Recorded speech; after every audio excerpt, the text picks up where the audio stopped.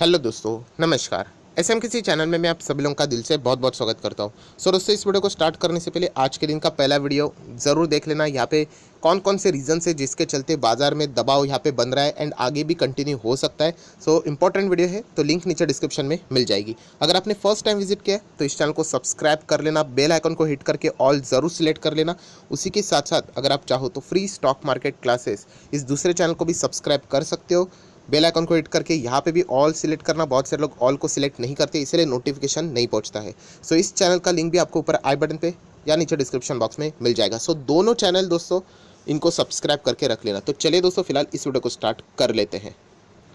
दोस्तों, अभी हम लोग आ चुके हैं बिल्कुल हमारे नॉर्मल स्क्रीन के ऊपर। आप सभी लोगों को पता है यहाँ पे मेरे डेली बेसिस के ऊपर आपको लर्निंग से रिलेटेड, स्टॉक मार्केट लर्निंग से रिलेटेड बहुत सारी चीज़ें सिखाते रहता हूँ। बहुत सारी चीज़ें मैं थियोरेटिकली बेसिस के ऊपर बोलते रहता हूँ एंड इसका आज प्रैक्टिकल एग्जाम्पल हम लोग को देखने को मिल रहा है।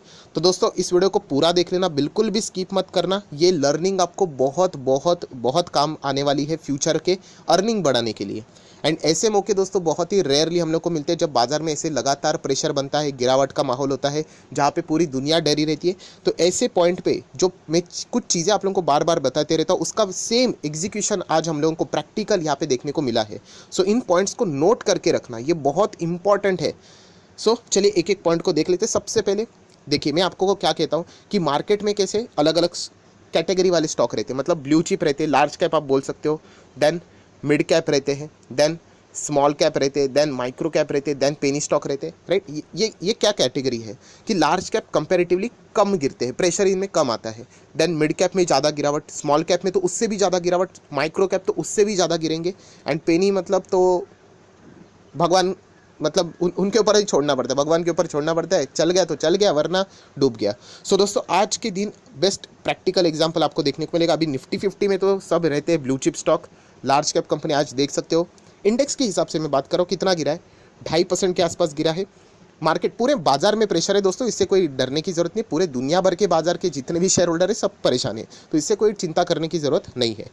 निफ्टी 50 ब्लू चिप स्टॉक रहते हैं, लार्ज कैप कंपनी कितना है, 2.5% डाउन है। वहीं पे चेक कर लेना निफ्टी मिड कैप मतलब थोड़ा और रिस्की। देखिए कितना गिरा है, 4% गिरा है। मतलब समझ रहे हो, मैं हमेशा बोलता हूँ कि इसमें रिटर्न्स भी ज़्यादा होते हैं तो रिस्क भी ज़्यादा होता है। अभी मिड कैप से ज़्यादा रिस्क कहाँ पे मिलेगा आपको? अब बहुत सारे लोगों ने सही गेस किया है स्मॉल कैप में। निफ्टी स्मॉल कैप देख लेना, ये तो यहाँ पे आप लोगों को लगभग 5% के करीब, 4.81%, मतलब प्रोपोर्शनेटली अगर हम लोग बात करें तो थोड़ा सा ज़्यादा ही यहाँ पे हम लोग को गिरावटें देखने को मिलती है। ऐसा क्यों?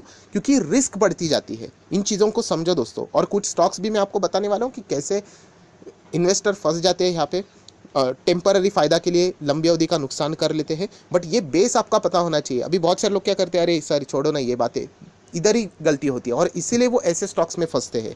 कौन से वाले? जो आगे हम लोग आने वाले हैं। दोस्तों, ये रिस्क की कैटेगरीज रहती है। मैं ये नहीं कह रहा हूँ कि ये स्मॉल कैप मिड कैप ये खराब है, बिल्कुल भी नहीं।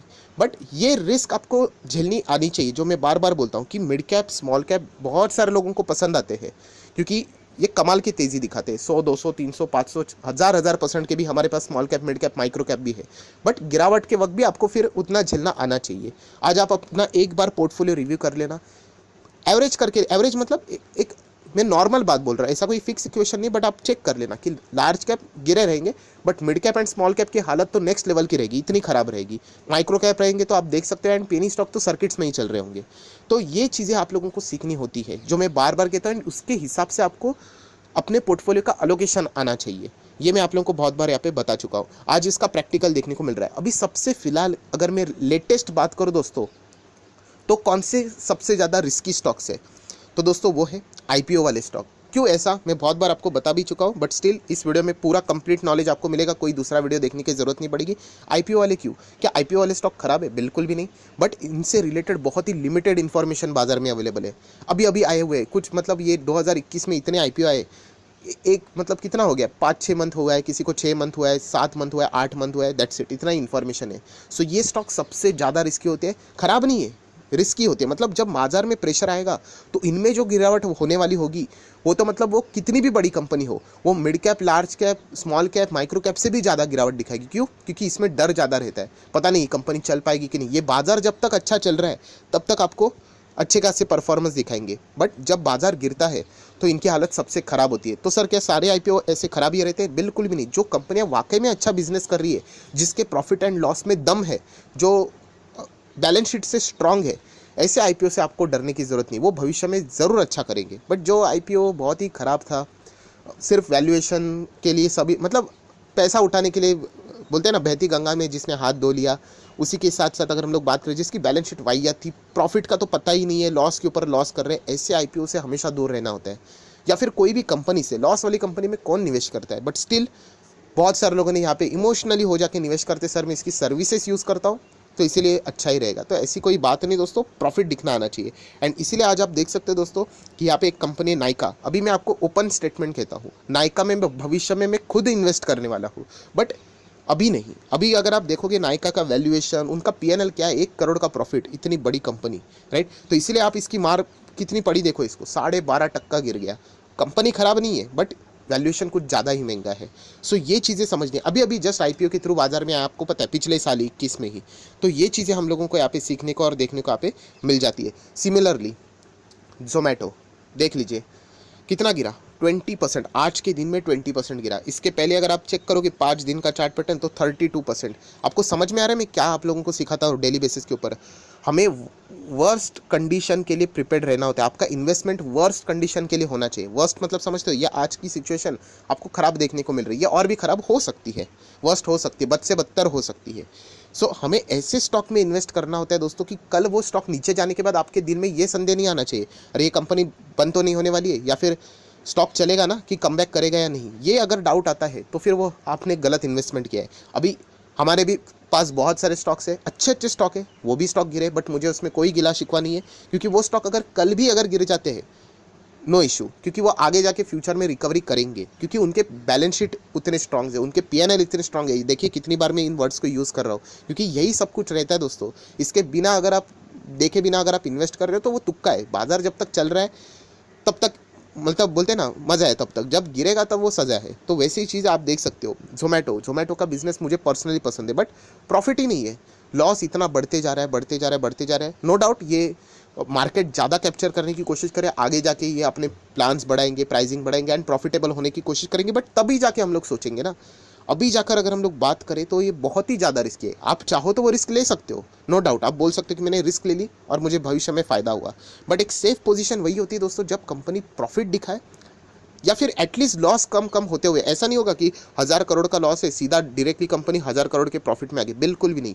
1000 करोड़ का लॉस कम हो जाएगा, 500 हो जाएगा, फिर 400 हो जाएगा, 300 का हो जाएगा, फिर 100 का ब्रेक इवन आएगा। फिर हमें समझ में आता है कि अरे कंपनी अच्छा करे। उसके बिना अगर आप जाओगे तो ये देखिए, एक झटका काफ़ी होता है गिरने के लिए, और जितना भी अभी वो तेज़ी हम लोग को देखने को मिल रहा था वो सब कुछ चला गया। ये देखिए जहाँ से इसका स्टार्ट यहाँ पे हम लोग को देखने को मिल रहा था, अभी तो ये मतलब इशू प्राइस सबके जो भी लिस्ट हुआ था उसके भी नीचे चला गया। तो ये चीज़ें हमें सीखनी होती है दोस्तों। मैं अगेन कह रहा हूँ ये गिरा है इसलिए नहीं बोल रहा, बट मैंने इसके रिलेटेड भी बहुत वीडियोस बनाए। आप जोमेटो एंटर कर लेना यूट्यूब के ऊपर, जोमेटो, एंड आगे मेरे चैनल का नाम SMKC लिख लेना, आपको 7-8 वीडियो मिलेंगे। हर एक वीडियो में जो मैंने अभी तक जो बातें की है वही आपको मिलेगी। ओपनली मैंने वीडियो का टाइटल भी रखा है कि मैं कब जोमेटो में इन्वेस्ट करने वाला हूँ, आपको मिल जाएगा। यही चीज़ मैंने बताई थी। सो आज देख लेना दोस्तों, ये मैं इसलिए नहीं बोल रहा हूँ कि गिरा है, कल जाके ये रिवर्स हो गया तो मेरा मन नहीं बदलने वाला है। मेरा मन तभी बदलेगा जब कंपनी बिजनेस करेगी। पीएनएल, ये प्राइसिंग मेरे लिए कुछ मायने नहीं रखते, हटा दो इसको। हमें देखना है कंपनी का बिजनेस, वो तो कमाल का है, बट प्रॉफिट आना चाहिए पीएनएल के ऊपर, क्वार्टरली रिजल्ट, मेरा ध्यान उधर रहता है। सो ये चीज़ें सीखनी बहुत इंपॉर्टेंट है दोस्तों, वरना एक झटका काफ़ी होता है दोस्तों। आपका मतलब स्टॉक नीचे जाएगा ना, फिर वो कमबैक नहीं करेगा। ऐसे बहुत सारे स्टॉक्स है 2008 में गिर गए, 2008 से पहले अच्छी तेज़ी थी, वहाँ पे गिर गए एंड उसके बाद कमबैक ही नहीं हुआ। सो हमें कमबैक वाले स्टॉक्स चाहिए, एंड मैं आप लोगों को यूजुअली ऐसे स्टॉक्स बताता हूँ जो कमबैक्स ज़बरदस्त करते। 2020 में तो हमारे भी पोर्टफोलियो क्रैश हुए थे, आज आप लोग देख रहे क्या रिटर्न से। सो आज भी अगर ये गिर गए मुझे कोई फ़र्क नहीं पड़ता है, कितना भी नीचे जाए, बजट के बाद मार्केट क्रैश हो जाए, हमारे पास जो कोर अच्छे स्टॉक्स रहते हैं बेफिक्र होकर आप लोग कंटिन्यू कर सकते हो। बट येस, जिस कंपनी की बैलेंस शीट वाहियात है, जिस कंपनी का पीएनएल बहुत ही डाउटफुल है, ऐसे कंपनी में नहीं। अभी पेटीएम की हालत अभी तो 4.5%, अभी यहाँ पे बोलने के लिए कुछ बचा ही नहीं है, सीधा 50% ही ये क्रैश हो चुका है ऊपर लेवल से, राइट। तो ये डेड कैट बाउंस जैसा थोड़ा सा बाउंस आ सकता है, तो अपने मन को बदलना नहीं है। अगर आपको मन को बदलना है तो ये इतना ही आपका क्लैरिटी होना चाहिए कि आप प्रॉफिट दिखा दो, हम आप में इन्वेस्ट कर देंगे। आप अच्छा परफॉर्मेंस दिखा दो, इंप्रूवमेंट दिखा दो तो इन्वेस्ट कर देंगे, राइट। आपका पोर्टफोलियो ऐसा स्ट्रिक्ट पोर्टफोलियो होना चाहिए, ऐसा किसी भी स्टॉक को एंटर करने के लिए नहीं मिलना चाहिए, एकदम स्ट्रिक्ट पोर्टफोलियो, राइट। तो ये आप लोग सीख सकते हो दोस्तों, जो मैं बार बार कहता हूँ। मैं अगेन कह रहा हूँ, सिर्फ यही स्टॉक्स नहीं गिरे, पूरा स्टॉक मार्केट गिरा है, हमारे बाकी के स्टॉक्स भी गिरे। पोली कैप गिरा है, एडीएफ फूड रहेगा, हिंदुस्तान फूड रहेगा, राइट, यशो इंडस्ट्री रहेगा, राइट, रिलायंस इंडस्ट्री रहेगा, आईसीआईसी बैंक रहेगा, एचडीएफसी, कोटक, पूरी दुनिया गिरी है। बट बताने का मकसद क्या है यहाँ पे, कि इन स्टॉक्स में इतने नीचे आने के बाद एवरेज करने के लिए मेरे में तो हिम्मत नहीं है। ये क्यों हिम्मत नहीं है? क्योंकि इनके बैलेंस शीट पीएनएल स्ट्रांग नहीं है। बाकी कंपनीज में मैं कर सकता हूँ, एंड मैंने आज के दिन कुछ स्टॉक्स में थोड़ा बहुत इन्वेस्ट किया भी है। क्यों? क्योंकि उनके बैलेंस शीट अच्छे रहते हैं, उनके नंबर्स अच्छे हम लोग को देखने को यहाँ पे मिल रहे हैं, सालों साल अच्छे बिजनेस कर रहे हैं, तो गिरावट तो होती रहती है। पर ऐसे स्टॉक्स में डायरेक्टली बिना सोचे इन्वेस्ट करना, जिसका परफॉर्मेंस अच्छा नहीं है, बहुत ही खतरनाक बात होती है। एंड आखिरी बात दोस्तों, पेनी स्टॉक्स, यस, अभी penny stocks, maximum penny stocks दोस्तों लोअर सर्किट पे लग चुके हैं, एंड वो लोअर सर्किट अभी कब खुलेगा भगवान ही जाने। तो इसलिए कहता हूँ ऐसे स्टॉक में नहीं जानेगा। एंड अगर जाते ही हो, जैसे कि मेरे पास भी है ये चिल्लर वाले स्टॉक, रद्दी वाले स्टॉक बोलता हूँ मैं इनको, क्योंकि मेरे पास जो भी मैं रद्दी बेचता हूँ, जो भी पैसा आता है इनमें मैं लगा देता हूँ लर्निंग के लिए। मेरे पास भी है, कल अगर ये जीरो भी हो गया ना, मुझे फ़र्क नहीं पड़ता है, इतना ही मैंने पैसा लगाया है।